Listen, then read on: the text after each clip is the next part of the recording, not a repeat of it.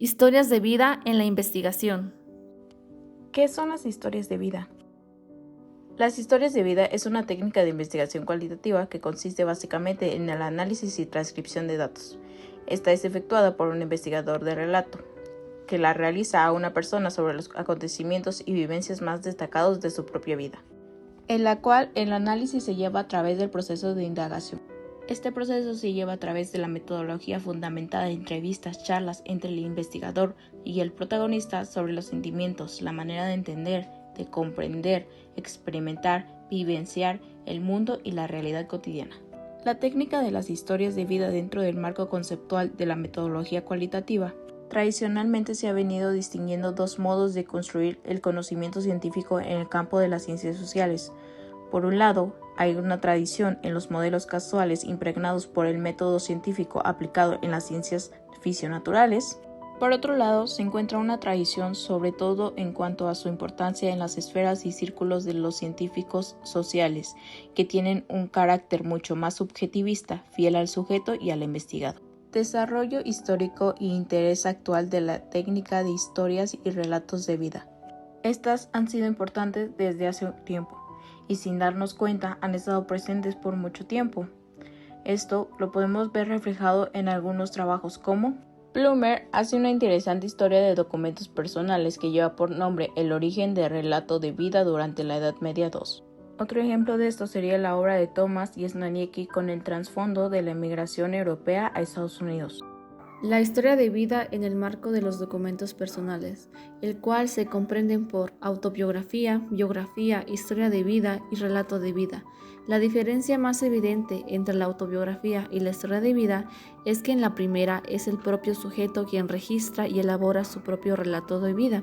En la segunda es necesaria la presencia de un investigador que solicita al sujeto el relato de sus experiencias y la manera de ver su propia vida, de modo que el investigador social construye la historia de aquel como un producto final. Götz y Lecomte, 1988. Ahora bien, la mayor controversia, sin duda, aparece en la distinción de estos dos últimos documentos, la historia de vida y el relato de vida. Sobre todo, el sociólogo norteamericano Densing, 1970, fue el primero en distinguir entre la life history y life story. Esta misma distinción la recoge Pujadas, para quien la historia de vida describe tanto la narrativa vital de una persona recogida por un investigador como la versión elaborada a partir de dicha narrativa. En cambio, el relato de vida se refiere exclusivamente a la reconstrucción biográfica. En términos muy similares, hay autores que distinguen dentro de las historias de vida tres aspectos diferentes. 1. El de la historia de vida total. 2. El aspecto temático. 3. La biografía preparada, el cual en esta se divide en biograma, los diarios, las cartas epistolarios, el periodismo de guerrilla, la historia oral, la literatura basada en hechos reales, las fotografías, las películas, el documento personal, el cual se divide en documento global sobre una vida, documento limitado sobre una vida, documento personal temático global y documento personal temático limitado. En la realización de historias personales, Schwartz y Jacobs señalan que la actividad de reconstrucción de la realidad comprenden tres metas generales. 1.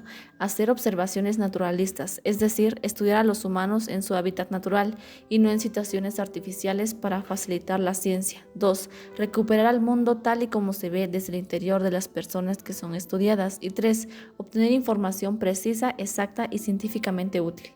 Lo indicado más atrás pone de manifiesto la importancia de recurrir en diferentes ámbitos y momentos de la investigación social a determinadas técnicas cualitativas de análisis y recogida de datos. Aquí hemos definido la aplicación al marco popular de la pedagogía social de aquellos documentos personales que de modo más preciso se conocen como relatos o de manera más genérica historias de vida. El interés de su aplicación aparece claramente desde el momento en que estos tienen por objeto básico el intentar contextualizar el mundo subjetivo, las circunstancias, las viviendas personales, etc. En definitiva, el contexto sociohistórico remoto que inevitablemente conforma y define el presente de cualquier persona y en definitiva suele configurar determinados perfiles sociales y culturales de grupos humanos que requieren ser analizados como paso previo a cualquier proceso de intervención educativa.